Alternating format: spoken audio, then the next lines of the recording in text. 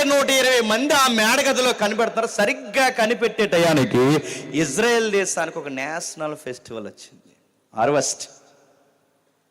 ఆ జాతీయ పండుగ ఏంటంటే పెంతెకొస్తు పండుగ. ఏ పండుగ? పెంతెకొస్తు పండుగ.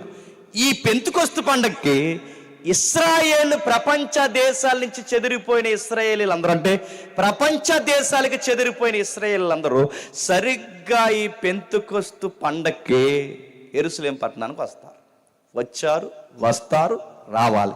ఇప్పుడు ప్రశ్న, ఎందుకు చెదిరిపోయారు? అసలు ఇజ్రాయెల్ దేశంలో ఉండాలి కదా ఇశ్రాయేలీలు, ప్రపంచ దేశాలకు ఎందుకు చెదిరిపోయారంటే అవుట్లైన్స్. మళ్ళీ ఎందుకు చెదిరిపోయారంటే ఇశ్రాయేలీలు ఎలాంటి వాళ్ళు అంటే మన బాబులా, అందితే జుట్టు, అందకపోతే గాళ్ళు, బాగుంటే ఒకలాగా, బాగోకపోతే ఒకలాగా. ఇశ్రాయేల్ ఎలాంటి వాళ్ళు అంటే పంటలు పండుతానేమో మొత్తం ఎక్కువైపోయి నిద్రపోయేవారు, ఏం పండకపోతేనేమో కడుపులు పట్టుకుని దేవా మాకు అన్నం పెట్టాయా అని ఏడ్చేవారు.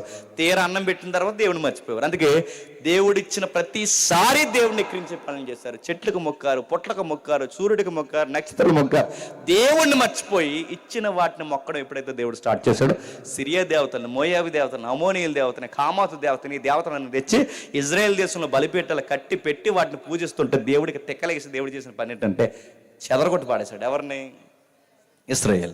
ఆ క్రీస్తు పూర్వం చెదిరిపోయిన వీళ్ళు, అప్పుడు క్రీస్తు పుట్టలేదు.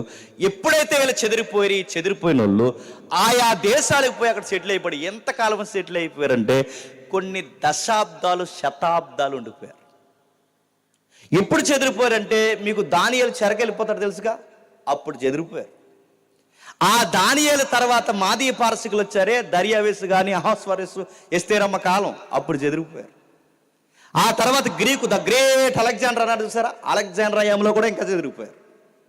ఆ తర్వాత రోమన్స్ చెదరగొట్టేశారు. ఇలా చెదిరిపోయిన వీళ్ళందరూ ఆయా ప్రాంతాలకు చెదిరిపోయిన వాళ్ళందరూ ఎక్కడికి చెదిరిపోయినా వీళ్ళకి ఒక లెగసీ ఉంటుంది. ఆ లెగసీ ఏంటంటే పాత నిబంధన పండుగలు ఖచ్చితంగా ఆచరిస్తారు. ఆ పండుగలు ఆచరించడానికి యెరూషలేం వస్తారు.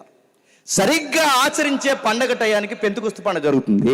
ఆ పండగ టయానికి వచ్చిన సంఖ్య చరిత్ర ప్రకారం ఎంత అంటే 20 లక్షల మంది. ఎంత?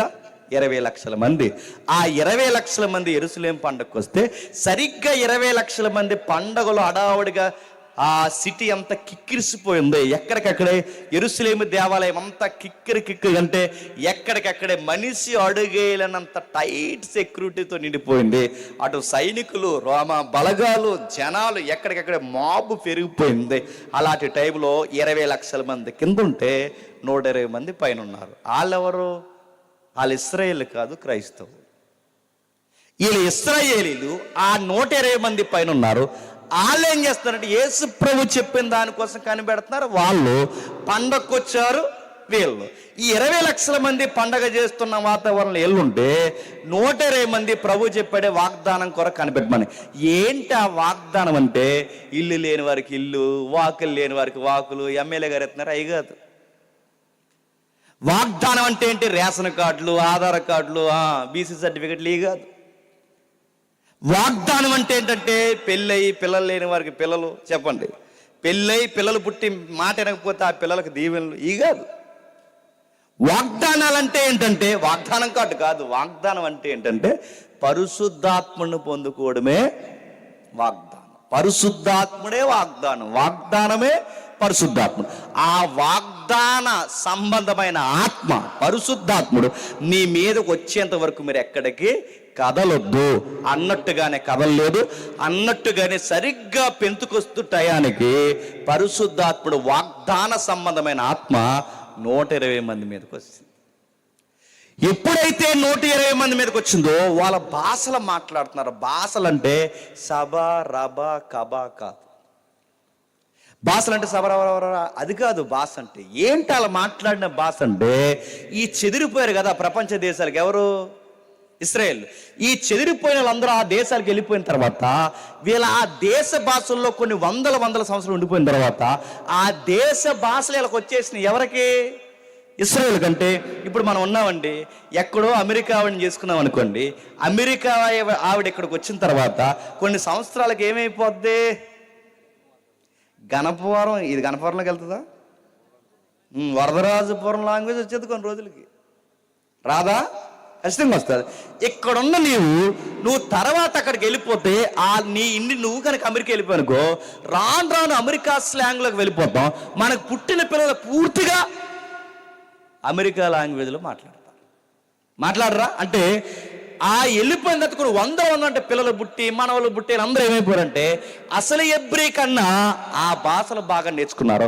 అలాంటి వాళ్ళు ఇప్పుడు ఇక్కడికి వచ్చారు. వీళ్ళందరికీ ఇప్పుడు సువార్త చెప్పాలి. యేసుప్రభువు చెప్పాడుగా, ఆ 120 మందికి 12 మందికి మీరు సర్వలోకానికి వెళ్ళి సర్వ సృష్టికి సువార్త చెప్పాలి. ఈ సర్వ సృష్టికి సువార్త చెప్పినప్పుడు 20 లక్షల మంది వచ్చారు.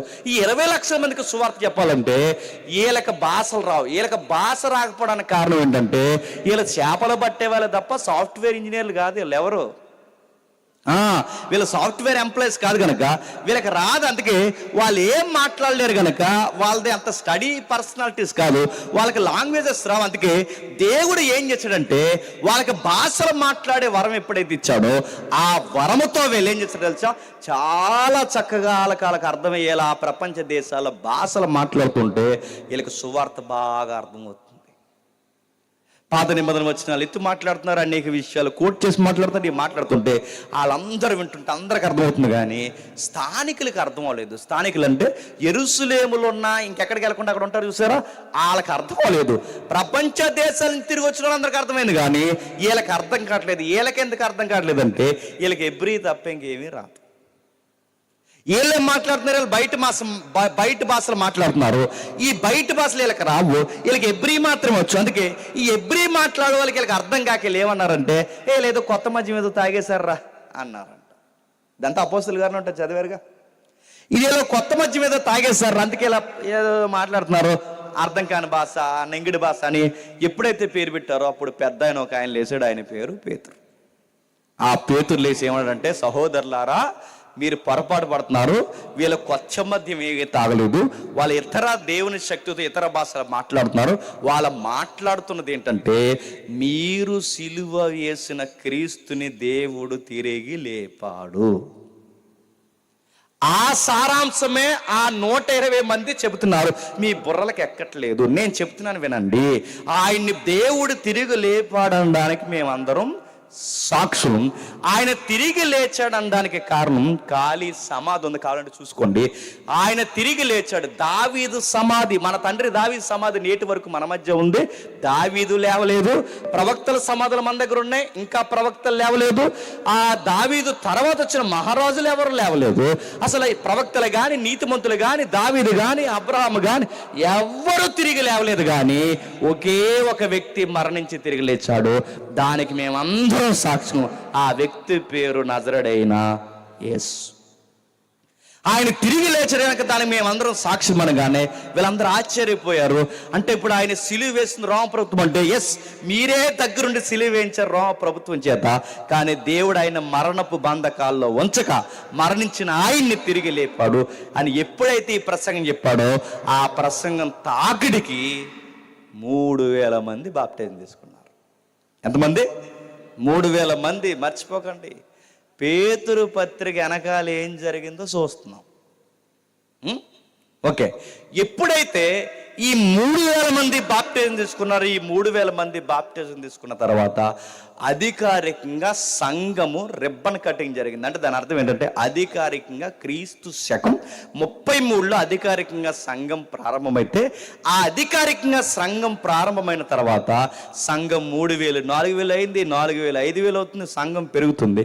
సంఘం పెరిగే కొద్దీ ఏమైందంటే మంది ఎక్కువైతే చెప్పండి సామెత, మజ్జిగ పలసకైంది. నలుగురు ఉన్నప్పుడు గొడవలు ఉండవు, నలుగురు 8 అయినప్పుడు గొడవ ఉండవు. గొడవలు ఎప్పుడు వస్తాయంటే మంద ఎక్కువైపోతాయనే గొడవలు వస్తాయి. 3000 మంది బాప్టిజం తీసుకున్నారు, 4000 మంది అయ్యారు. ఇలా సంఖ్య పెరిగేసరికి లేనిపోయిన గొప్పలు వచ్చేసింది. మీరు కావాలంటే చూడండి, సంఘాలు పాకలు ఉన్నప్పుడు గొడవలు ఉండవు. చెప్పండి, ప్యాలెస్ లాంటి గుడి కట్టుకున్నాకే పాంప్లెట్ మీద పేరు వేయలేదు, కేక్ ముక్క మొదట మాకు ఎట్టలేదు, ఈ గొడవలు. శిలాఫలకం మీద మా పేరు కింద రాయలేదు, పైన రాయలేదు, పాస్టర్ గారు ఈ మధ్య మర్చిపోయి బాంబు పెట్టేస్తారు ఇంక చర్చిలో. ఈ గొడవలన్నీ ఎప్పుడు వస్తాయంటే మంద ఎక్కువైపోతే వస్తాయి. జనాభా ఎక్కువైపోతే వచ్చాయి. నీ సంఘంలోని నా సంఘంలోని ఈ కాలంలో ఉన్న సంఘాల్లోనే కాదు గొడవ రావడం, అపోస్తులు కట్టిన సంఘంలోనే గొడవలు వచ్చాయి. సంఘాల్లో గొడవలు రావడం కొత్త ఏం కాదు, అపోస్తుల కాలంలోనే గొడవలు వచ్చేసాయి. ఎందుకంటే ఏ భేదం లేదు, అందరు మనుషులు ఒకే స్వభావం కలిగిన వారు వచ్చాయి. ఆ గొడవలు వచ్చి దేనికోసం వచ్చాయంటే చెప్పుకోవడానికి కొంచెం బాగుంటే బాగున్న గొడవల ఎక్కడొచ్చాయంటే వాక్యం దగ్గర పాట దగ్గర వస్తే బాగుంది. గొడవలు అక్కడ రాలేదు. గొడవలు ఎక్కడ వచ్చినాయంటే భోజనాలు కూడా వస్తుంది. ఎక్కడండి? పెళ్ళిళ్ళలో గొడవలు ఎక్కడొస్తాయండి? భోజనాలు కాడే. సంఘాల్లో గొడవలు ఎక్కడొస్తాయండి? Love feast. పేరుకే లవ్ ఫీస్ట్ అంటే ప్రేమ విందు. ప్రేమ విందులోనే పగలెక్కువైపోతాయి. నేను అడుగుతున్నాను, గొడవలు ఎక్కడొచ్చాయంటే భోజనాల దగ్గర వచ్చాయి. దేనికి రా భోజనాల దగ్గర గొడవ అంటే, అరే ఇలా గ్రీకులు రా, మనం ఎబ్రియలు రా, మరి వాళ్ళ పలానా ఊరు రా, మన పలానా ఊరు రా, మరి ఇలా ఈ ఆడవాళ్ళు వెనకాల ఎవరు, మీరు తర్వాతే రండి అమ్మా, మీరు రండి ముందు, ప్రెసిడెంట్ గారి తాలికి మీరు ముందుకు రండి ఇలా అని.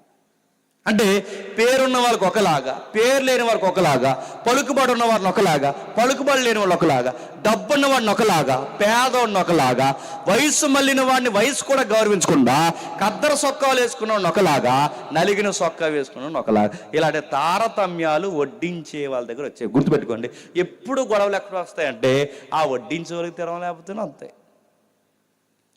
అందుకని వడ్డించే వాళ్ళని భక్తి పరులను పెట్టాలి. వడ్డించే వాళ్ళు సరి అయిన మనుషుల్ని పెట్టకపోతే, పెళ్ళిళ్ళలో వడ్డించే వాళ్ళని వంకరోళ్ళు పెట్టినా, సంఘాల్లో వడ్డించే వాళ్ళని వంకరోళ్ళు పెట్టిన వీళ్ళ వల్ల గొడవలు వచ్చేస్తాయి. ఎందుకంటే వీళ్ళు ఏం చేస్తారంటే కూరలు దాచేస్తారు. కూర దాచేయడం ఏంటరా? కూర దాచేస్తారు. డెడ్ సీప్ ఏంటి చెప్పిన, ఆ పెరుగు సిట్ని ఉంటుంది చూసారు, పెరుగు సిట్ని దాచేస్తారు. పెరుగు దాచేస్తారు, కూర దాచేస్తారు, ఇంకా చెప్పండి పులిహార ఉంటే పులిహార గిన్నెలు దాచేస్తారు. దేన్ని అడుగుతున్నారు? పెరుగు బకెట్ దాచేస్తారు. దేనికి దాచేస్తారా? మిమ్మల్ని తగలెట్టడానికంటే. ఆ లోలు వస్తారు, ఆ లోలు ఉంటారు. వాళ్ళ తాలికాడి వంశం, వాడికి సంబంధించిన కుటుంబీకులు ఎవరైతే ఉన్నారో వాళ్ళు ఎవరైతే వస్తారని ఏం చేస్తారంటే దాస్తారంటే, సంఘంలో ఇలాంటివి ఉండొచ్చా? నీ చుట్టానికి పట్టానికి ఒకలాగా, నీకు నచ్చినోడికి ఒకలాగా, నచ్చినోడికి ఒకలా పెట్టొచ్చా? గొడవలు రావు. సంఘం అంటే తెలుసా? పేదోడినైనా గొప్పోడినైనా ఒకలా ఉండాలి. ఇది మహిళా సంఘం కన్నా గొప్పది, ఇది ఆటో యూనియన్ సంఘం కన్నా గొప్పది, ఇది రాజకీయ సంఘం కన్నా గొప్పది. అక్కడైనా తారతమ్యాలు ఉండొచ్చేమో కానీ ఇక్కడ ఎవడైనా ఒక్కటే, సమానం. మీరు నేను ఒక్కటే, గుర్తుపెట్టుకోండి. కాకపోతే నేను ప్రసంగం చెప్తున్నాను, మీరు వింటున్నది, కానీ అందరం ఒక్కటే. మీకు అది అర్థమవుతుంది. మనం అనుకుంటామంటే ఈయన తోపు అండి, ఈయన ఎవడో తోపులు తురుములు సంఘంలో ఉండకూడదు. ఉంటే గొడవలు వస్తాయి, ఉంటే గొడవలు ఖచ్చితంగా వస్తాయి. అక్కడ అలాగొచ్చింది. ఏమైంది గొడవ వచ్చిందంటే, ఆ పెద్దోళ్ళు అంటే కాస్త బ్యాక్గ్రౌండ్ ఉన్న వాళ్ళకేమో బాగా పెడుతున్నారట, పేదోళ్ళు పైగా ఎదురండ్లు భర్త అయిన తల్లులు ఉంటారు చూసారా, ఆ తల్లులేమో వెనకాల తినమంటున్నారట. ఇవన్నీ అపోస్తులు 12 మంది చెవిలో పడ్డాయి. అలా బాధపడ్డారు. ఏంట్రా గొడవలు వస్తున్నాయంటే, గొడవలు ఎదవరాండ్ల వల్ల కాదు, గొడవలు తింటున్న వారి వల్ల కాదు, గొడవలు ఎవరి వల్ల అంటే చెప్పండి, ఈ వడ్డించే బ్యాచ్ వాళ్ళ గొడవలు కనుక. ఆ గొడవలు తగ్గించడానికి అపోస్తులు తీసుకున్న నిర్ణయం ఏంటంటే, ఆ 7 సభ్యుల్ని మార్చేస్తారు.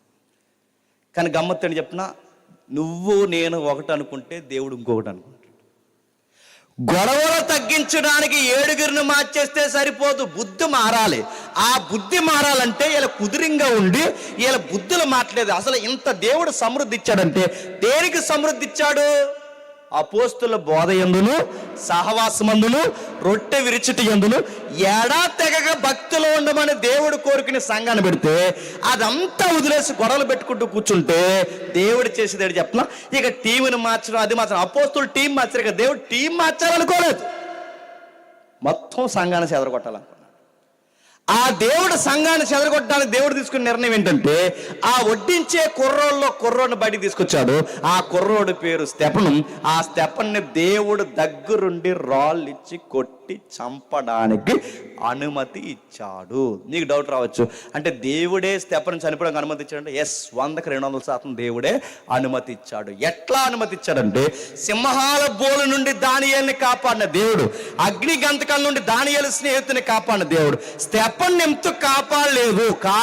ఎందుకంటే స్తెఫను సావు దేవునికి మహిమ తేవాలి, స్తెఫను మరణం సంఘం గుండెల్లో గుబేలమని భయం రావాలి. స్టెఫన్ ఎప్పుడైతే చనిపోయాడో సంఘం భయపడిపోయింది. స్టెఫన్ సమాధి చేసి ఇలా వచ్చే సమయానికి గొప్పమని మరొక వార్త వచ్చింది. ఎవరింట్లో ప్రార్థన జరుగుతుంది, వాళ్ళ ఇంటి మీద దాడి జరుగుతుంది. ఎవరు దాడి చేస్తున్నారంటే ఆ వ్యక్తి పేరు సౌలు. ఎవరు మర్చిపోకండి, పేతురుపత్రి దగ్గరకు వస్తున్నాం. ఎప్పుడైతే ఆ సౌలు దాడి చేస్తున్నాడో స్త్రీలను లేదు, పురుషులను లేదు, చిన్నని లేదు, పెద్దని లేదు, జాలి లేదా మనిషికి. ఎవరింట్లో హౌస్ ప్రేయర్ లేదా గృహ దర్శనాలు చేస్తున్నా, గృహ కూడికలు పెట్టుకున్నా ఈడ్చి లాగి మరీ కొడుతున్నాడట. ఆ మనిషి మీద నేరాలు లేకుండా గవర్నమెంట్ నుంచి కూడా రికమెండేషన్ సర్టిఫికేట్లు తెచ్చుకున్నాడు ఆ మనిషి. అందుకే ఇటు ప్రభుత్వం క్రైస్తవ్యానికి వ్యతిరేకంగా ఉంది, అటు మతము క్రైస్తవ్యానికి వ్యతిరేకంగా ఉంది, ఇటు మరణము సంఘాన్ని భయపడుతుంది. ఆ టైంలో సంఘం ఏం చేస్తుందంటే ఇక యెరూషలేములో ఉండలేక ఆయా ప్రపంచ దేశాలు అంటే క్షమించండి ఆయా ప్రాంతాలకి చెదిరిపోయింది. ఆయా ప్రాంతాలకి చెదిరిపోయిన సంఘాన్ని విశ్వాసములో బలహీనులు అవ్వకుండా ఉండాలని నాగిటి మీద చెయ్యేసిన మనం మన పిడికిలంతా కన్నీళ్లతో తడిసిపోయిన ఎనిదిరిగి మనం చూడకూడదని, క్రైస్తవుడైనందుకు మనం సిగ్గుపడకూడదని, దేవుడు మనకు గురుతర బాధ్యత ఇచ్చి మనల్ని పిలుచుకున్నాడని, మనం అందరం ధైర్యంగా ఉండాలని వాళ్ళని ధైర్యపరచడానికి రాసిన పత్రికే చెప్పండి పేతురు రాసిన మొదటి పత్రిక. అది పత్రిక బ్యాక్గ్రౌండ్. అలా చెదిరిపోయిన సంఘాన్ని ధైర్యపరచడానికి రాసిన పత్రిక ఈ పేతురు రాసిన మొదటి పత్రిక. ఆ పత్రికను చదువుకుంటున్నారు, చెదిరిపోయిన ధైర్యం తెచ్చుకుంటున్నారు. ఆ ధైర్యం తెచ్చుకుంటున్నప్పుడు ఈయన రాస్తున్న మాట ఏంటంటే మనకన్నా ముందు దేవుడు ఒకరిని నిలబెట్టాడు, వాళ్ళని కట్టేవారిగా పెట్టాడు. ఆ కట్టేవారు వాక్యానికి అవిధేయులయ్యారు, తొట్టెళ్ళిపోయారు. దానికే వారు నియమింపడ్డారు. ఎందుకు దానికి నియమింపడ్డారంటే వాళ్ళ చేయలేని పనిని దేవుడు నిన్ను నన్ను చేయమనడానికి పిలుచుకుంటున్నారు. ఎవరు తొట్టెళ్ళిపోయారు, ఎవరు పడిపోయారు, ఎవరు చేయలేకపోయారు, ఇంతకాలు ఎవరు, వాళ్ళు చేయలేని పని ఏంటి, వాళ్ళు చేయలేని పని ఏంటో మనకు తెలిస్తే మనం ఏం చేయాలో మనకు అర్థమవుతుంది. ఆ పేతురు ఎందుకు రాశాడో మనకు తెలుస్తుంది. ఇంతకీ అదంతా ఏంటో మనకు తెలియాలంటే ఒక్కసారి ఆ పత్రిక అలా ఉంచి నిర్గమాకాండం 19వ అధ్యాయం రండి, త్వరగా ముగిద్దాం. నిర్గమాకాండం 19వ అధ్యాయం త్వరగా. నిర్గమాకాండం 19వ అధ్యాయం 4, 5, 6 వచనం చదువుదాం. నిర్గమాకాండం 19వ అధ్యాయం. నేను ఐగుప్తీలకు ఏమి చేసితునో మిమ్మల్ని గద్ద రెక్కల మీద మోసి నా యొద్దకు మిమ్మును ఎట్లు చేర్చుకొంటినో నేను ఎట్లు చేర్చుకొంటినో మీరు చూసారు. ఇప్పుడు బాగునండి, ఇక్కడ నిర్గమాకాండం అనగానే నిర్గమాకాండంలో ఉన్న ప్రజలు ఎవరు? ఇశ్రాయేలు.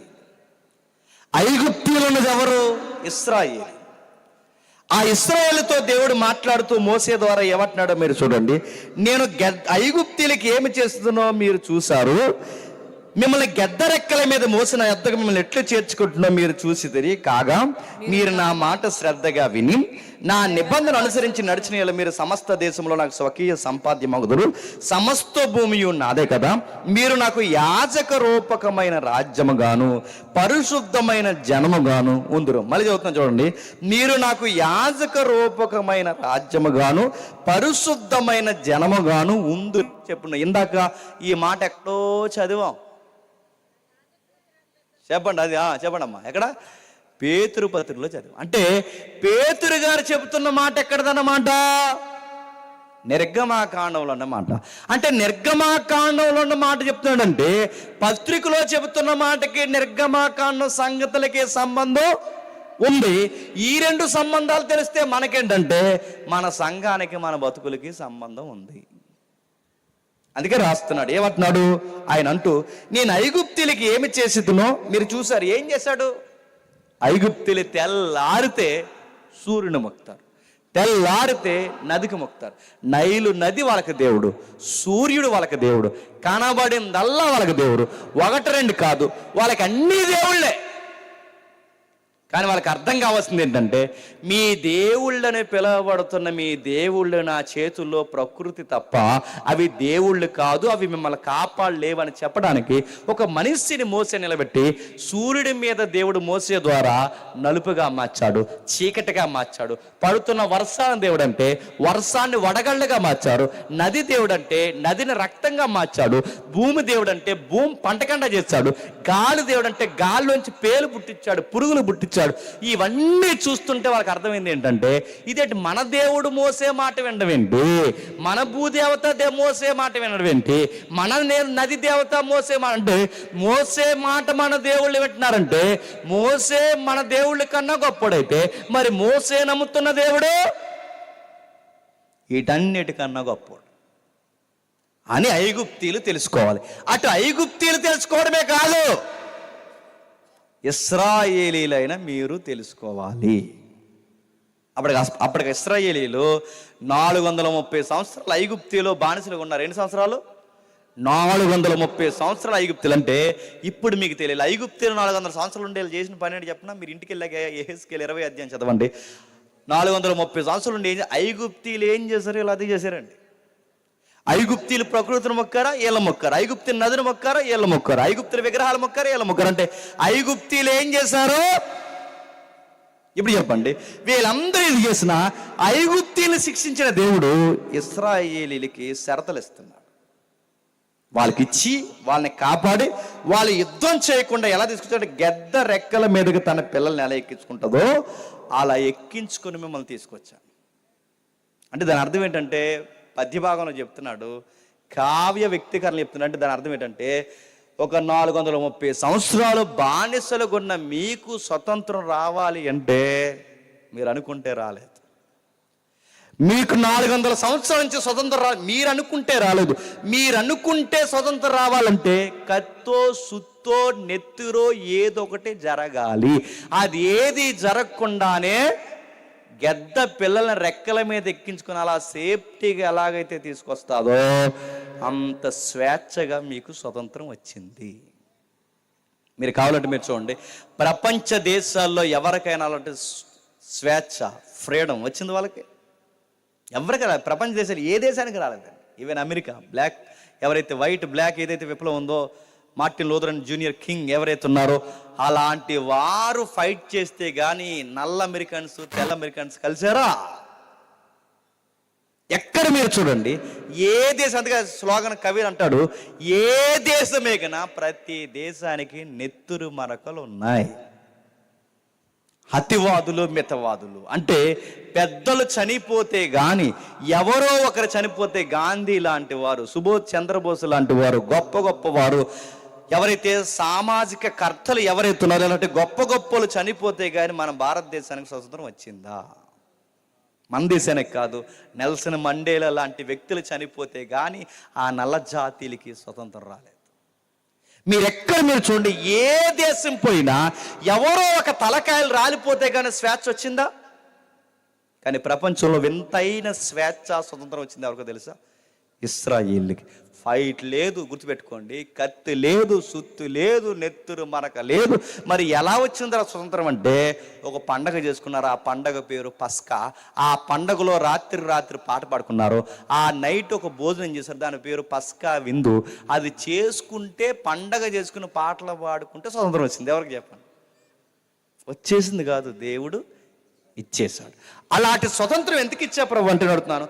ఐగుప్తులకి ఏం చేస్తావు? పంటలు ఆపేసావు, సూర్యుడిని ఆపేసావు, నదులు ఆపేసావు, అన్నిటినీ ఆపేసావు. ఇన్ని ఆపేసి ఇన్ని వండర్స్ చేసి వాళ్ళని అంత చివరికి వాళ్ళ తొలి సంతానమైన ఆ ఐగుప్తి ఫరో సంతానాన్ని చంపేసావు. చిన్నోళ్ళని పెద్దోళ్ళని అందరినీ చంపేసావు. కానీ మమ్మల్ని మాత్రం ఏమీ చేయకుండా ఇంత స్వేచ్ఛగా ఎందుకు తీసుకొచ్చావు ప్రభు అంటే అక్కడ రాస్తున్నాడు 5వ వచనంలో, మీరు నా మాట వింటారని ఇవన్నీ చేశాను. ఏం చేయాలట?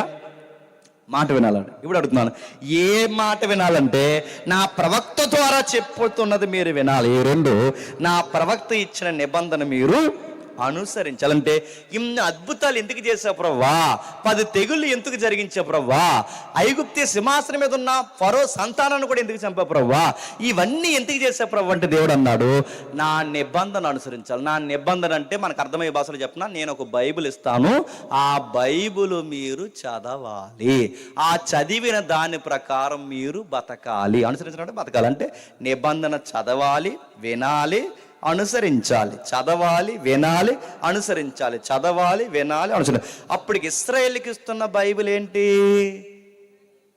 10 కమాండ్స్, 10 ఆజ్ఞలు. అంటే వాళ్ళకి బైబిల్ ఇస్తున్నాడంటే ఏం చేసే ప్రభు, మాకు ఏమి ఇస్తున్నావు, మాకు ఇంత చేసావుగా, ఇంత చేసిన మాకు నువ్వేమిస్తున్నావంటే 10 ఆజ్ఞలు ఇస్తున్నాడు. ఆ 10 ఆజ్ఞలు ఏంటంటే మీకు తెలుసు, పైన ఆకాశం అందు కానీ, కింద భూమి ఎందు కానీ, భూమి కింద నేల ఎందు కానీ నేను తప్ప వేరొక దేవుడు ఉండడు. ఇది మొదటి ఆజ్ఞ. తర్వాత ఆజ్ఞలు అంటే మీకు తెలుసు, అబద్ధం ఆడొద్దు, దొంగతనం చెయ్యొద్దు, వ్యభిచారం చెయ్యొద్దు, పొరుగువాడిని దాసించొద్దు. ఈ ఆజ్ఞలు, ఇలాంటి ఆజ్ఞలు 10 ఇస్తే ఈ 10 ఆజ్ఞలు వింటూ పాటించాలంటే ప్రవక్త చెప్తున్న వాక్యం వింటూ ఈ నిబంధన పాటించాలి. ప్రవక్త చెప్తున్న వాక్యం వింటూ ఈ నిబంధన పాటి. ఇది చేయడానికే ఎక్కడి నుంచి పిలిపించాడంటే వీళ్ళని ఐగుప్తి నుంచి స్వేచ్ఛగా, సుఖంగా, చెప్పులు అరగకుండా, బట్ట మాయకుండా, దాహం వేస్తుందంటే బండను బద్దలు కొట్టి నీళ్ళు ఇచ్చి, ఆకలి వేస్తుందంటే ఆకాశాన్ని బద్దలు కొట్టి మన్నాను కురిపించి, ఎక్కడికక్కడ వీళ్ళకి అద్భుతాలు చేసి ఇన్ని చేయించి వాళ్ళని రప్పిస్తే వీళ్ళు చేయాల్సిన పని ఏమీ లేదు. వాక్యం వినాలి, చదవాలి. వాక్యం వినాలి, చదవాలి, పాటించాలి. వాక్యం వినాలి, చదవాలి, పాటించాలి. కానీ విషయం ఏంటంటే ఆ వాక్యం విని చదివి పాటించాల్సినంత కష్టంగా ఏమన్నా ఉందంటే అది పెద్ద కష్టమేం కాదు. అది కష్టం అని మనం అనుకోవడానికి వీల్లేదు. అందులో ఆజ్ఞలు ఏంటంటే అబద్ధము ఆడొద్దు. నా మాటలు వినండి, అబద్ధం ఆడొద్దన్న ఆజ్ఞ పెద్ద ఆజ్ఞ అండి. చెప్పాలి, అబద్ధం ఆడొద్దు అన్నది పెద్ద ఆజ్ఞ. మీకు ఇంకా బాగా అర్థం కావాలని గుర్తుపెట్టుకోండి, అది పెద్ద ఆజ్ఞ కాకపోయినా ఇచ్చినోడు చిన్నోడు కాదు. ఎవరు చెప్పండి? పెద్దవాడైన దేవుడు, ఆయన మహోన్నతుడు, ఆయన అంత పెద్ద ఆయన వచ్చి అబద్ధం ఆడొద్దని చెప్తున్నాడంటే విషయం పెద్దదా కాదా? మీకు అర్థం అవ్వాలంటే నేను వాళ్ళ దగ్గర చెప్పిన ఎగ్జాంపుల్ చెప్తాను, వినండి. ఈ మధ్యకాలంలో కొంతమంది పాస్టర్లు ఎమ్మెల్యే లాగా యాక్టింగ్ చేస్తున్నారు, చూసారా? ఎమ్మెల్యే యాక్టింగ్ అంటే ఎమ్మెల్యే గారికి గన్ మ్యాన్ ఉంటాడు, పోలీస్ అయిన ఉంటాడు, అదే సర్కిల్ వాళ్ళ కేటగిరీ ఉంటుంది, జెడ్ కేటగిరీ ఉంటాయిగా. అలాగే ఒక 4 పోలీసులు, ఏదో డిఎస్పీ రేంజ్ లేదా ఎస్ఎస్ఓ ఎవరైతే ఉన్నారో ఎవరొకరు పోలీసుల నుంచి ఎస్కాట్ ఇస్తారు, లేదా పర్సనల్ బాడీ గార్డ్స్ ఉంటారు, వీళ్ళు ఉంటారు. ఇది ఎమ్మెల్యే గారికి తగును, మరి పాస్టర్ గారికి ఏంటండి? సిగ్గులేని దిక్కుమాలిన కొంతమంది బోధకులు ఈ మధ్య తయారైపోయి బాడీ గార్డ్ని నెట్టుకుంటున్నారు. బాడీ గార్డులు, ఈ బాడీ గార్డులు ఎవరంటే రోజుకి 1000 రూపాయలు అడిగి ఈ మధ్య 500 పెంచమన్నారంట. ఈ 1000 రూపాయల బ్యాచ్ గారు ఏం చేస్తారంటే, వీళ్ళు ఈ పాస్టర్ గారు చుట్టూ బాడీ గార్డ్స్ వీళ్ళు ఏం చేస్తారంటే, తప్పుకోండి, మీకు ఎవడడ్డు ఉన్నాడరా? మీకు మీరే అడ్డు. మీకు ఎవడడ్డు అడుగుతున్నాను, పెట్టుకోవడానికి ఆయనకి సిగ్గు లేదు, ఆయనకి బాడీ గార్డులకు వెళ్ళడానికి మీకు అసలు చెప్పండి సిగ్గు లేదు. దేవుని సేవకులకు బాడీ గార్డ్ ఉంటే ఉంటాం చెప్పండి, లేకపోతే పోతాం. దేవుని సేవలో ఎగిరిపోతాం. నష్టమేంటి? యేసుప్రభునే చంపేశారు భూమి మీద, అపోస్తులే చంపేశారు భూమి మీద, మిషనరీలనే చంపేశారు భూమి మీద. ఆయన చిత్తం లేకుండా అడుగుతున్నాను, ఆయన చిత్తం లేకుండా తల వెంట్రులో ఒక ఎంట్రుకైనా రాలేదంటే ఎంట్రుకు రాలకూడదని బాడీ గార్డ్ని అర్థం పెట్టి నువ్వు. నా మాటలు నీకు అర్థమవుతున్నాయని అడుగుతున్నాను. ఆయన సెలవు లేకుండా ఏం జరగదు, బాడీ గార్డులు పెడతారంటే అని అడుగుతున్నాను. ఆవిడకి వస్తారు. ఎక్కడి నుంచి వస్తారంటే అమెరికా నుంచి వస్తారు పాస్టర్ గారు. మళ్ళీ మనకు లోకల్ పాస్టర్లు నచ్చరు కదా, మరి మనకి అక్కడి నుంచి పిలిపించారనమాట. అమెరికా నుంచి వస్తారు. అమెరికా నుంచి వచ్చినప్పుడు మీకు దగ్గర గన్నపూట ఎయిర్పోర్ట్ ఉంది, గన్నవరం ఎయిర్పోర్ట్ ఉంది కదా, గన్నవరం, విజయవాడ దగ్గర గన్నవరం. ఆ గన్నవరం ఎయిర్పోర్ట్కి ఒక కారు ఎడతారు. ఆ కారు నుండి మళ్ళీ 2 కార్లు, ఎదరో కారు వెనకాల ఒక కారు, అలా కారు వస్తుంది. అలా వచ్చిన వెంటనే ఎదరో కారు వెళ్ళిపోద్ది, వెనకాల కారు నాది, అక్కడ ఆగుతుంది. ఆ తర్వాత వెనకాల ఇంకో కారు. అప్పుడు నా డోర్ నేను తీసుకోను, ఎవడో కూడా తీస్తాడు. మరి ఇంక సిగ్గులేని ఉంటారు కదండి వీళ్ళందరూ, వాళ్ళు డోర్ తీస్తారు. ఆ డోర్ తీసిన తర్వాత నా వాటర్ బాటిల్ నేను మొయ్యను, నా వాటర్ బాటిల్ ఇంకొకటి మోస్తాడు, ఆడి సిగ్గులోనే. వాటర్ బాటిల్ మొయ్యను, బైబుల్ మొయ్యను, సిగ్గుమాల సంగతి అని చెప్పనా? నా షూ నేను తీసుకోను చెప్పండి, తీస్తా. ఇక్కడ నేను కూర్చున్నప్పుడు కచ్చి ప్లేట్ దుడిచేస్తారు, అలాగే ఇలా చేసేస్తారు. ఇక్కడ కూర్చున్నప్పుడు నా గురించి ఒక ఊదరగంపుడు అదే పరిచయం ఉంటుంది, ఏమని అమెరికా నుంచి వచ్చారు, అంత ఎంత తోపు తురుము అది వ్యవహారం అని చెప్తారు.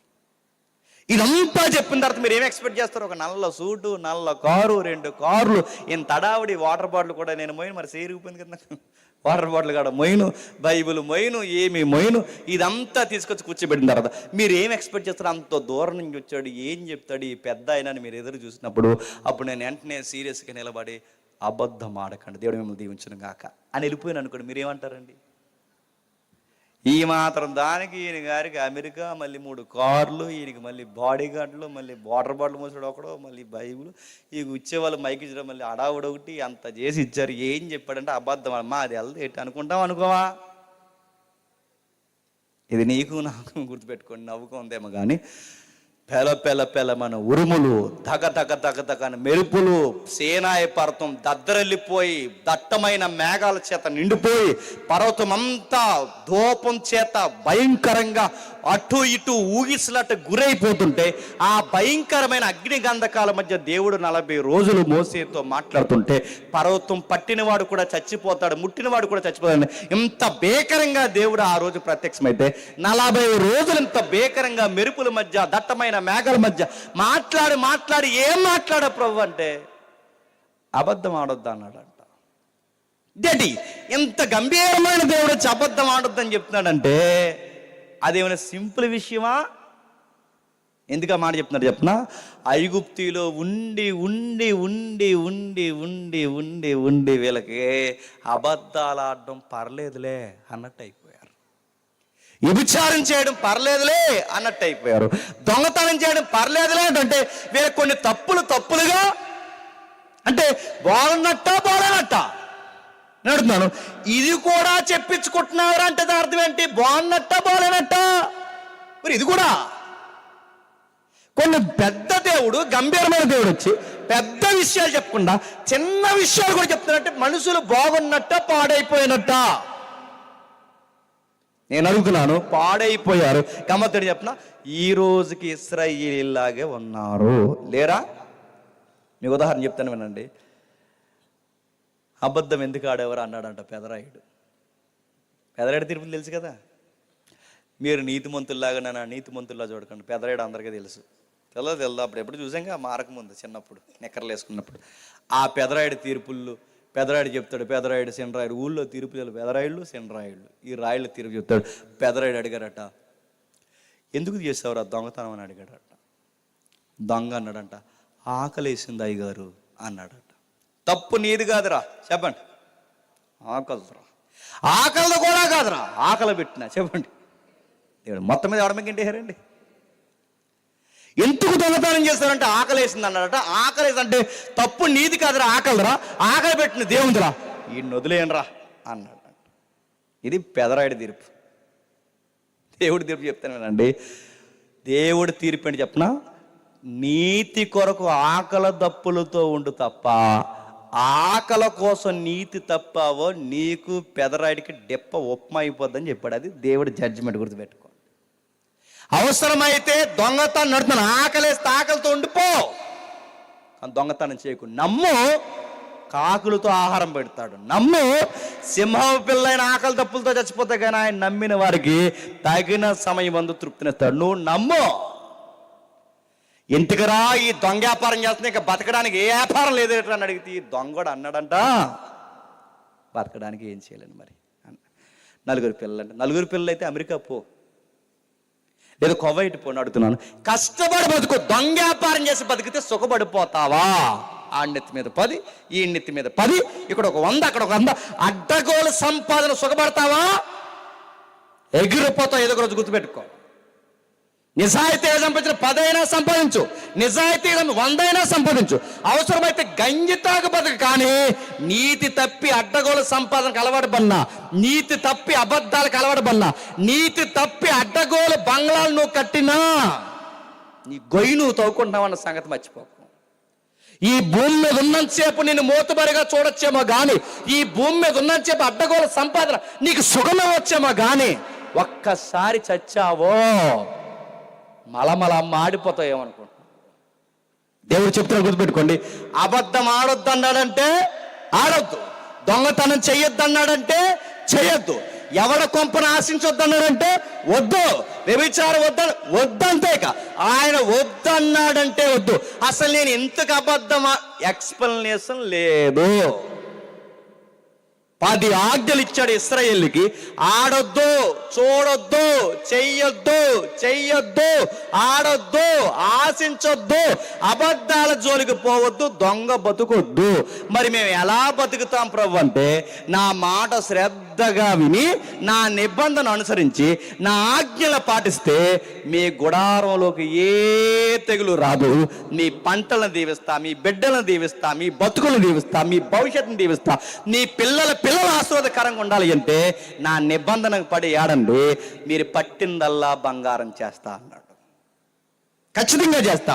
నీకు కోట్ల రూపాయల తృప్తి లేకపోవచ్చేమో కానీ పూరు గుడిసెలో ఆనందం ఎలా ఉంటుందో చూపిస్తా అన్నాడు ఆయన. నీకు లక్షల రూపాయల్లో ధైర్యం లేకపోవచ్చేమో కానీ నీ గుండెల నిండా ధైర్యం 10 రూపాయలు ఎలా ఇస్తాను నేను వస్తా. నువ్వు చెయ్యాల్సిన పని ఏంటంటే నీతికి నిలబడు. ఇది ఇశ్రాయేలుకి 10 ఆజ్ఞలు ఇచ్చి ఆ 10 ఆజ్ఞలు పొడిగించి ధర్మశాస్త్రం చేస్తే ఆ ధర్మశాస్త్రం అంతా తీసుకున్న తర్వాత వీళ్ళకి అర్థమైందంట, మేము పాటించలేమని. ఎందుకు పాటించలేమని అర్థమైందంటే గుర్తుపెట్టుకోండి, ఎందుకు పాటించలేకపోతున్నారంటే పాటిద్దామనే ఉందంట కానీ పాటించలేకపోతున్నారు. ఎందుకు పాటిద్దామనున్నా పాటించలేకపోతున్నారంటే మనం అందరం ఇద్దరికి పుట్టాం. చెప్పండి, ఎవరా ఇద్దరు? చెప్పండి. ఆదామవలకు పుట్టాం. వాళ్ళకు పుట్టాం. ఎప్పుడు పుట్టాం? పండు తెంచక ముందు కాదు. చెప్పండి, పండు తెంచాక పుట్టాం. పండు తెంచాక ఏమైంది? పూర్తిగా మంచోళము కాదు, పూర్తిగా చెడ్డోళం కాదు, అదే మనిషి. ఆదాం ఎలా అయిపోయిందంటే మంచి చెడు మిళితమైపోయిందంటే పూర్తిగా మంచోడు కాదు, పూర్తిగా చెడ్డోడు కాదు. ఇప్పుడు ఇలాంటి పొజిషన్లో వాళ్ళిద్దరికి పుడితే ఆ బుద్ధులు మనందరికీ వచ్చాయి. రాలేదా? మాకు ఆదాం బుద్ధులు ఏమనకండి, ఉన్నాయి. ఎవరికి ఉండాల్సిన వాళ్ళకు ఉన్నాయే లేదా? ఎవరికి ఉండాల్సిన డాగులు వాళ్ళకు ఉన్నాయి. ఏ భేదం లేదు, అందరం ఒకటే. దొరికినోళ్ళు కొందరు, దొరకనోళ్ళు కొందరు. దొరికినోడు దొంగ, దొరకనివాడు దొర. కానీ దేవుని చూసి అందరూ దొంగలే కదా, అందరూ ఒక్కటే. కానీ ఆదాం బుద్ధులు ఉన్నాయంటే ఉన్నాయి. లేవా?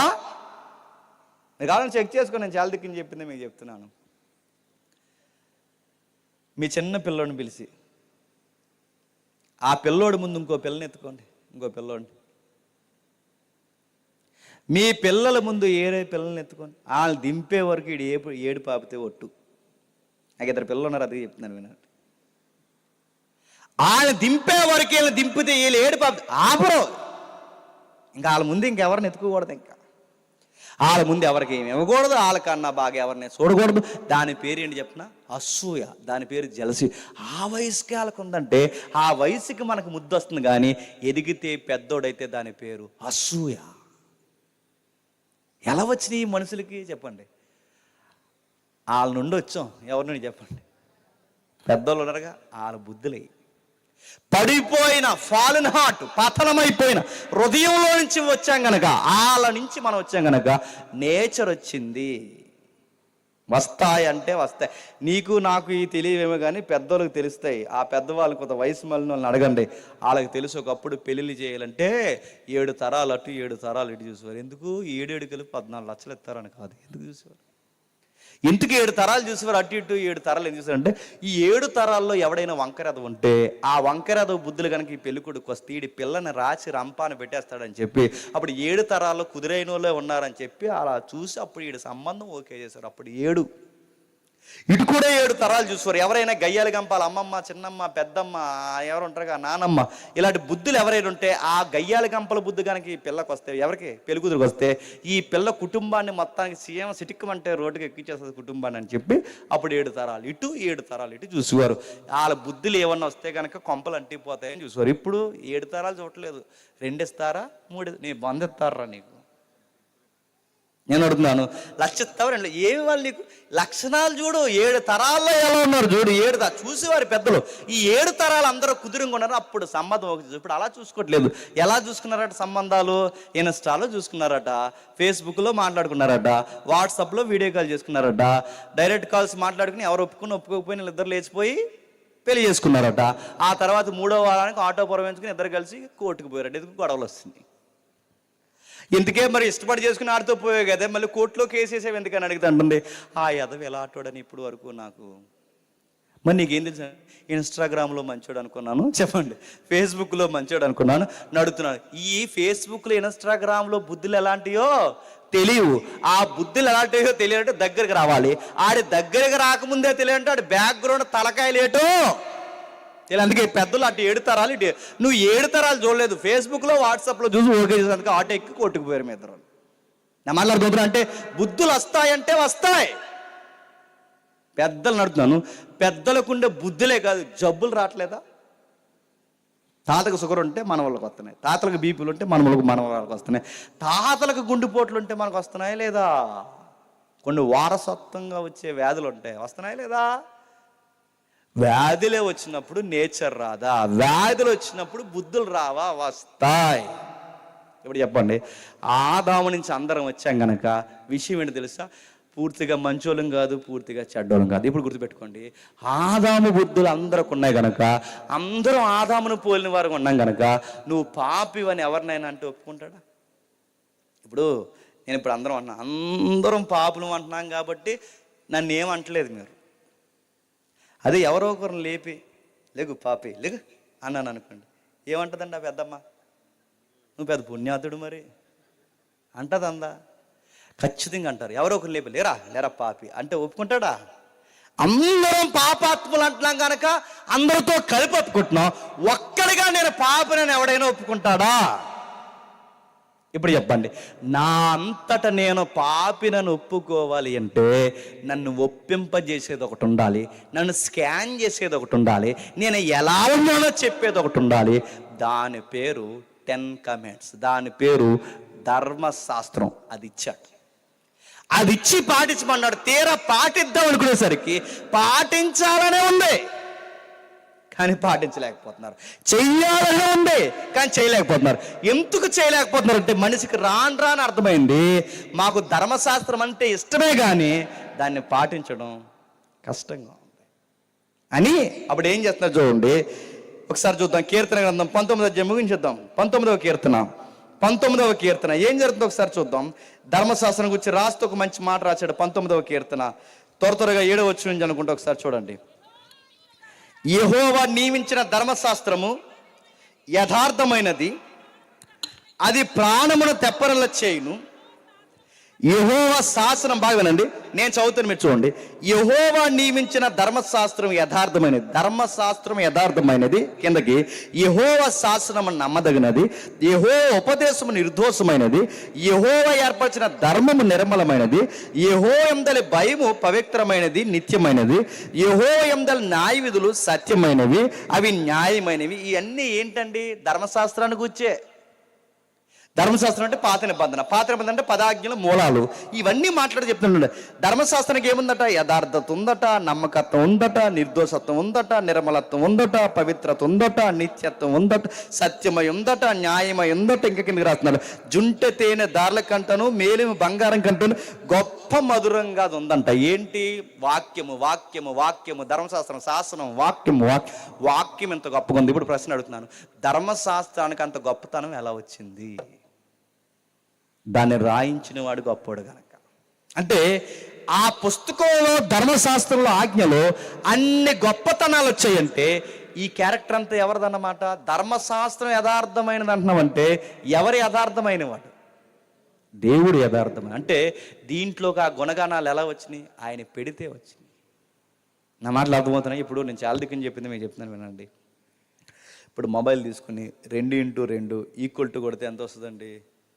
4. 2 రెళ్ళు 4. నీకు 6 వచ్చిందంటే డిస్ప్లే పోయిందని. 2 రెళ్ళు 4. 2 రెళ్ళు 4.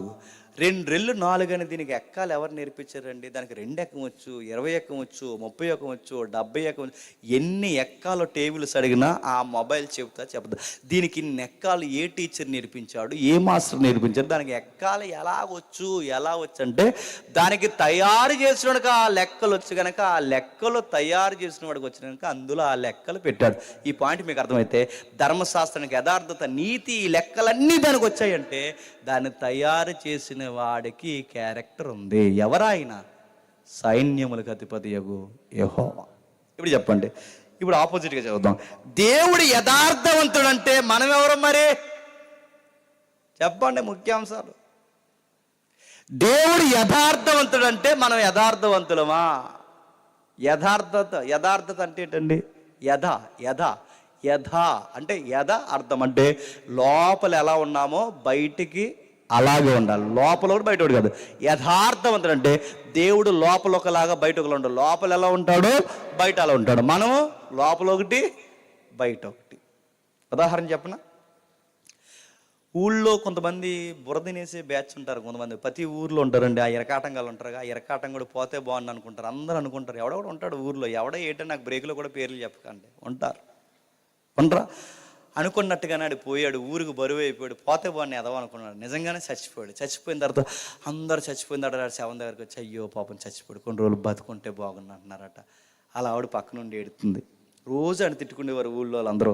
రోజు వాళ్ళ ఊళ్ళో అందరూ వీడు పోతే బాగుంది ఎదవ అనుకున్నారు. తీవ్రంగా పోయిన తర్వాత అందరూ అక్కడికి వచ్చి అందరూ చూస్తే అయ్యో బతుకుంటే బాగున్నట్టుంటే ఇలా ఆవిడకి డౌట్ వచ్చి వరే చిన్నోడు ఎలా రా చచ్చిపోయింది నానో కాదు చూడు అందంట. ఎందుకు? ఆ అమ్మ డౌట్. తెల్లారితే మీ నాన్న తిట్టూరు ఇప్పుడే బతకాలని కోరుకుంటున్నారు, ఎందుకు మీ నాన్నైనా చచ్చిపోతా చూడు. జనాలు ఎలా చెప్పినా బయటకు ఒకటే లోపల ఒకటి. దాన్నే గుర్తుపెట్టుకోండి. లోపల ఎలా ఉన్నామో బయట అలా ఎలా ఎవరు ఉంటారంటే ఆదాము ఉండడు, నువ్వు ఉండడు, నేను ఉండను, ఎవరుంటారంటే దేవుడు తప్ప. చెప్పండి, దేవుడు యథార్థవంతుడు, దేవుడు నమ్మకమైన వాడు. మనం నమ్మకమైన వాళ్ళమా? చెప్పండి. అప్పు తీసుకుంటాం మళ్ళీ తిరిగిస్తామా? సిగ్గులు ఎక్కడ మళ్ళీ వాళ్ళతో గొడవడతాం. ఎక్కడ పోతాం? ఊరిలో పోతాం, ఎత్తాం అంటాం. ఎవరిని? మళ్ళీ ఇచ్చినోండి. అప్పుడు ఆయన దేవుడు అంటాం. తిరిగి ఇచ్చేటప్పుడు దెయ్యంలా తింటున్నాడండి అంటాం. మాట ఇస్తాం, అగ్రిమెంట్లు దాటేస్తాయి, అన్ని దాటిపోతాయి. నమ్మకస్తూ ఉంటుంది. మాట అంటే మాట అన్నారు. అగ్రిమెంట్లు ఎందుకు రాస్తున్నాం? బాండ్ పేపర్లు ఎందుకు రాస్తున్నాను అడుగుతున్నాను. మధ్యవర్తిత్వ పత్రికలు, పూచీకత్తులు ఎందుకు రాస్తున్నారు? మన మాట కన్నా చెప్పండి కాగితానికి విలువ ఎక్కువ ఉంది. లేదా నమ్మకం లేదు నడుతున్నాను. నమ్మకం ఉండవు, నిర్దోషులుగా ఉండవు, నిర్మలంగా ఉండవు, పవిత్రత ఇంకా దానికి దరిదాపుల్లో కూడా కనపడం. నిత్యము బతకం. ఈ రోజు ఉంటాం, రేపు పోతాం. నిత్యత్వం లేదు మనకి, సత్యం మనకు లేదు, మనకి న్యాయం మనకు లేదు. మనకి తేనెలా అందరికీ మనం నచ్చం, మధురంగా మనం ఉండం. మనం ఎలాంటి వారో తెలుసా? బంగారం కాదు. చెప్పండి, మాసిన బొగ్గులు అంటోళ్ళు. ఇప్పుడు చెప్పండి, ఇన్ని అవలక్షణాలు ఉన్న మనకి ఉన్నాయని తెలియాలి అంటే మనల్ని స్కాన్ చేసేది ఒకటి కావాలి. ఆ స్కాన్ చేసే దాని పేరే ధర్మశాస్త్రం. ఆ ధర్మశాస్త్రం అందరికీ చెప్పిందంట, నువ్వు పాపవే అంటే వీళ్ళందరూ పాటించిన తర్వాత మేము పాటించలేం బాబోయ్ అని ఎప్పుడైతే చేతులు ఎత్తేసారో, వీళ్ళ చేతులు ఎత్తిన తర్వాత పాటించలేమంటే ఏం వదిలేదు. పాటించలేమంటే ధర్మశాస్త్రం ఏమైందంటే ఏ భేదం లేదు, అందరూ పాపులు గనక ధర్మశాస్త్రం ఏమైందంటే వీళ్ళను శిక్షించాలి అంది. ఎక్కడ ఉంది? ఎలా ఉంది? ఒకసారి చూడండి. రోమిలికి రాసిన పత్రిక ముగిద్దాం. రోమిలికి రాసిన పత్రిక ముగించేద్దాం. రోమిలికి రాసిన పత్రిక 3వ అధ్యాయం. రోమిలికి రాసిన పత్రిక 3వ అధ్యాయం నేను చదువుతాను, మీరు చూడండి. రోమిలికి రాసిన పత్రిక 3వ అధ్యాయం 11 వచనం నుండి, నీతిమంతుడు లేడు, ఒక్కడును లేడు, గ్రహించేవాడు లేడు, దేవుడి ఎతికేవాడు లేడు, అందరూ త్రోవ తప్పి ఏకంగా పనికి మాలిన వారైరి, మేలు చేసేవాడు లేడు, ఒక్కడైన లేడు. వారి గొంతుక తెరిసిన సమాధి, తమ నాలుగుతో మోసం చేసేదురు. వారి పెదవుల కింద సర్పవిషం ఉన్నది, వారి నోటి నిండా శాపం ఉన్నది, వారి పాదాలు రక్తం చిందించడానికే పరిగెడుతున్నాయి, నాశనము కష్టం వారి మార్గాల్లో ఉంది, శాంతి వారికి తెలియదు. 18వ వచనంలో, వారి కన్నులు ఎదుట దేవుని భయం లేదు. ఇప్పుడు చెప్పండి, ఇప్పటి వరకు చదివిన వచనాల్లో ఒక్క అవయవం బాగుందమంది. మొత్తం ఇచ్చాడు చూడండి అవయవాలన్నీ. ఏమని రాస్తున్నాడు?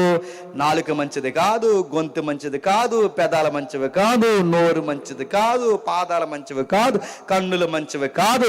మరి ఏం మంచిదంటే నడినెత్తి మొదలుకొని అరికాల వరకు ఏది మంచిది కాదు. బయటే కాదు, లోపల హృదయం కూడా మంచిది. అది ఘోరమైన వ్యాధి కల. ఏది ఉంది మనలో మంచి చెప్పండి? ఎందుకు ఇలా ఉందో మన బుద్ధి అంటే గుర్తుపెట్టుకోండి, పతనమైన ఆదాము నుంచి వచ్చిన స్వభావం ఉంది. అది స్వాభావికంగా మనలో ట్రావెల్ చేస్తుంది కనుక ఆ స్వాభావికమైన క్రియలే చేస్తున్నాం. ఆ పతనమైపోయిన స్వభావం నుంచి వచ్చాం కనుక ఆ క్రియలు జరిగిస్తున్నాం. ఏ భేదం లేదు, అందరం పాపాత్మకంగా దేవుడు చెప్పాడు. ఏ దేనికి పనికి వస్తారంటే దేవుని శిక్షకు పాత్రమగినట్లు ధర్మశాస్త్రము చెప్పుచున్నది. చెప్పండి, ధర్మశాస్త్రం ఏం చెప్తుందంట? మనుషులు చావడానికి తప్ప దేనికి పనికి. అంటే పాత నిబంధన అంతా, 10 ఆజ్ఞలంతా, ధర్మశాస్త్రం అంతా మనల్ని ఏం చేస్తుందంటే వీళ్ళ కన్నులు మంచివి కాదు, చేతులు మంచివి కాదు, హృదయం మంచిది కాదు, కాళ్ళు మంచిది కాదు, ఈడి మనిషే మంచోడు కాదు, ఈడి నరకానికి చచ్చి నరకానికి పోవడానికి తప్ప ఈడు దేనికి పనికిరారని గ్రంథం మనల్ని బంధించి నేరస్తులుగా నిలబెట్టిందంట. ఎక్కడ నిలబెట్టిందంటే న్యాయాధిపతి ముందు నిలబెట్టింది. ముగిస్తున్నాను. న్యాయాధిపతి ముందు నిలబెట్టిందంటే ఈ న్యాయాధిపతి ముందు మనల్ని నిలబెడుతుందంటే మీరు గమనించండి, ఇది ఎలా పనిచేస్తుందో తెలుసా? పోలీసు వాళ్ళ పనిచేస్తుంది. ధర్మశాస్త్రం గుర్తుపెట్టుకోండి. పోలీసులు అంటే ఏంటి చెప్పిన? పోలీసులు అంటేనే ఆరోపణ, నేరము ఆరోపిస్తారు. ఆ ఆరోపింపబడిన నేరం నిజమో కాదో తేల్చేది ఎవరు? జడ్జి గారు. మాట్లాడుతున్నా?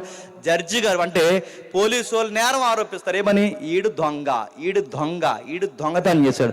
ఆ దొంగతనం చేసడానికి ఎవిడెన్స్ తెస్తారు. ఎవిడెన్స్ సాక్షుల్ని 5 సాక్షులు పెడతారు. మినిమం 5 తగ్గకూడదు. 5 సాక్షులు పెడతారు. 5 నుంచి ఎంతమంది పెడతారు? 5 సాక్షులు పెట్టి 5 సాక్షులు తగిన సాక్షి తయారు చేస్తారు. దాన్ని CD ఫైల్ అంటారు, కేసు డైరీ. అది ఇలా మరతిడతారుగా ఆ కేసు డైరీ. అది FIRతో స్టార్ట్ అయ్యి సాక్షి షీట్ అయ్యి దాన్ని CD ఫైల్గా చేసి మొత్తం ఫైల్ అంతా పట్టుకెళ్ళి జడ్జి గారి ముందు పెడతారు. పోలీసుడు పన్నెండు చెప్పిన నేరం ఆరోపించడం. పోలీసుడికి శిక్ష విధించే అధికారం ఉందా? ఏ పోలీసుకి లేదు. గుర్తుపెట్టుకోండి, పోలీసులకి పనిష్మెంట్ ఇచ్చే అధికారం లేదు. పోలీసులు ఎవరికి శిక్ష విధించే అధికారం లేదు. శిక్ష విధించే విల్ పవర్ ఎవరికి ఉంది చెప్పండి? జడ్జి గారికి ఉంది. జడ్జి గారి ముందు పెట్టారట. జడ్జి గారి ముందు పెడితే తీసుకెళ్ళి జడ్జి గారు ఏమంటారు? ఒక్కసారి గలతీ పత్రికలో చూడండి, ఒకసారి చెప్తాడు. గలతీలకు రాసిన పత్రిక ముగిద్దాం.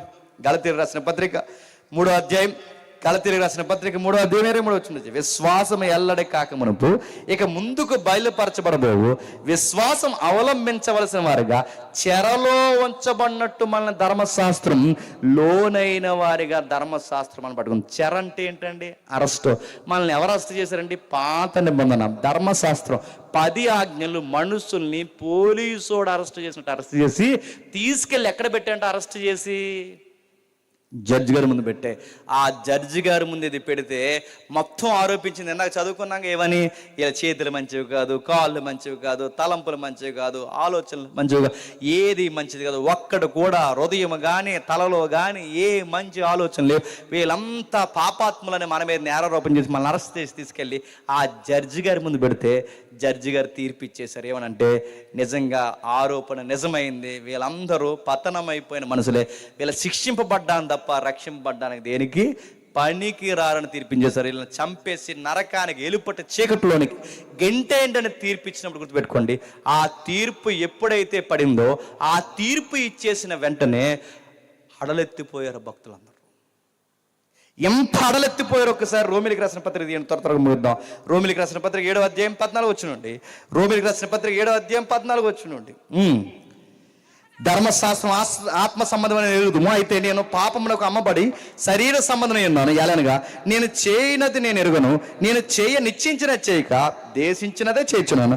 విచ్చయింపన చేసిన ధర్మశాస్త్రము శ్రేష్టమైన ఒప్పుకొనుచున్నాను. కావున ఎక్కువ దాన్ని చేయనది నా యందు నివసించు పాపమే గాని నేను కాదు. నా యందు అనగా శరీరమందు మంచిది ఏది నివసింపుతాను ఎరుగును. కాబట్టి మేలు చేయవలని కోరిక నాకు కలుగుతున్నది కానీ దాన్ని చేయటం నాకు కలుగట్లేదు. నేను కోరన దాన్ని చేసిన నా యందు నివసించు పాపమే చేయడానికి నేను కాదు. కాబట్టి మేలు చేయగోరు కీడు నాకు కలుగుచున్నది, ఒక నియమము నా యందు కనబడుతున్నది. అంతరంగ పురుషుని బట్టి ధర్మశాస్త్రం అని ఆనందించున్నాను కానీ వేరొక నియమము నన్ను పాప అవయవాలతో నన్ను బంధించేసింది. అంటే మనిషి ఊగిసలాట ఎలా చెప్పినా నాకు మంచిగానే వాక్యం వినాలనిపిస్తుంది, మంచిగానే బతకాలనిపిస్తుంది, దేవుని కోసం జీవించాలనిపిస్తుంది. కానీ ఈ సభ వెంటనే మళ్ళీ చెప్పండి మామూలు అయిపోతుంది. అంటే అందరి పరిస్థితి ఇదే కాదు చెప్పండి. ఈ రోజు నుంచి అబద్ధాలు ఆడకూడదు అనుకుంటాం ఇందాక చెప్తున్నప్పుడు, కానీ తెల్లారితే మళ్ళీ అబద్ధాలు ఆడతాం. ఈ రోజు నుంచి ఏ వంకర చూపులు చూడకూడదు అనుకుంటాం, కానీ ఖచ్చితంగా చూస్తాం. ఎంత బలహీనం అంటే కొన్ని తినకూడదు అనుకుంటాం, ఖచ్చితంగా అవే మనం తింటాం. డాక్టర్ గారు చెప్పారట, ఇదిగో నువ్వు ఏది పడితే అడ్డగోలుగా తినేసావు, నీ వయసు అయిపోయింది, ఈ వయసు అయిపోయి ఇగో నువ్వు షుగర్ వచ్చేసింది, నీకు డాక్టర్ చెప్పాడు షుగర్ వచ్చింది, నువ్వు తగ్గించు. ఈ షుగర్కి నువ్వు తగ్గించలేదంటే, ముఖ్యంగా లడ్డూలు అవి తినడం నువ్వు తగ్గిందంటే పోతావు షుగర్ అంటే. అప్పటి వరకు నిజానికి ఆ పెద్దానికి లడ్డూలు అవి తినడం అలవాట్లేదు. డాక్టర్ గారు తినొద్దన్న దగ్గర నుండి చెప్పండి, అది మనం అంటే చెప్తున్నా. చూడకూడదు అనుకుంటాం, చూస్తాం. మాట్లాడకూడదు అనుకుంటాం, మాట్లాడతాం. వినకూడదు అనుకుంటాం, అవే వింటాం. ఎక్కడ ఉండకూడదు అనుకుంటాం, అక్కడ ఉంటాం. ఏది చేయకూడదనే ఉంటుంది, కానీ చేయకుండా ఉండలేం. అప్పుడు భక్తులు అన్నారు, మాకు ఏంటి రిజల్ట్ అంటే ధర్మశాస్త్రం అంది నేరస్తులు. జడ్జి గారు అన్నారు చావడానికి తప్ప. చెప్పండి దేనికి? పోలీసోడు నేరస్తులు అన్నాడు, జడ్జి గారు జడ్జిమెంట్ ఇచ్చేశారు. భక్తుడు అరిచాడు ఏమని 24 వచనంలో, అయ్యో నేనెంత దౌర్భాగ్యుణ్ణి, ఇట్టి మరణానికి లోనగు శరీరం నుండి నన్ను ఎవడు విడిపిస్తాడు? అయ్యో అయ్యో, ఇటు ధర్మశాస్త్రాన్ని పాటించలేక, ఇటు దేవుని ఉగ్రతని మోయలేక నా పరిస్థితి ఏంటో నాకే అర్థం కావట్లేదు అన్నప్పుడు, ఆ టైంలో అరిసి అరిసి గీపెట్టి నన్ను ఎవరు రక్షిస్తాడని అరుస్తున్నప్పుడు జడ్జి గారు జడ్జిమెంట్ ఇచ్చి, జడ్జి గారు దిగొచ్చి ఆ కోర్టు పక్కకు తీసేసి ఆ నేరస్తుని పక్కకు పొమ్మని ఆ జడ్జిమెంట్ మీదేసుకుని, ఈ రోజు నుంచి నీ మీద ఆరోపింపబడిన నేరం అంతా కొట్టివేయబడుతుంది, నీకు బదులుగా నేను శిక్ష అనుభవిస్తున్నాడు. ఆ శిక్ష అనుభవించిన జడ్జి గారి పేరు నజరేయుడైన యేసుడు. మాట్లాడుతుందంటే ఇక్కడ వరకు ఎందుకు తీసుకొచ్చాడంటే, నేను పాపినని ఒకటి నాకు తెలియాలి, 2 నేను పాపినని ఒకటి తెలియడమే కాదు, పాపినైనా నాకు రక్షకుడు అవసరమని నాకు తెలియాలి. అంటే దేవుడు ఏమివ్వాలి? ధర్మశాస్త్రం ఇవ్వాలి. ధర్మశాస్త్రం ఇవ్వకపోతే నేనేంటో నాకు అర్థం కాదు, ధర్మశాస్త్రం ఇవ్వకపోతే దేవుడేంటో అర్థం అవదు, ధర్మశాస్త్రం ఇవ్వకపోతే రక్షకుడి విలువేంటో తెలియదు. ఈ రక్షకుడు విలువేంటో నాకు తెలియాలంటే నేనేంటో నాకు తెలియాలి, నా అవయవాలు ఏంటో నాకు తెలియాలి. ఇప్పుడు తెలిసిపోయింది, నాకు రక్షకుడు లేకపోతే నేను బతకలేను. ఇప్పుడు నా కాళ్ళతో చేతులతో చేసిన తప్పుకి, నా కళ్ళుతో చేసిన తప్పులకి, నన్నెత్తు మొదలుకొని అరికాల వరకు నేను చేసిన తప్పులకి శిక్ష ఎవరు మోస్తారంటే రక్షకుడు మోస్తాడు. అందుకే ఆయన వల్లంతా ఎలా అయిపోయింది చెప్పినా రక్తపు ముద్దగా మారిపోయింది. ఎందుకు మారిపోయిందంటే నువ్వు నేను చేసిన తప్పులకి ఆయనకి మేకులు పట్టాయి.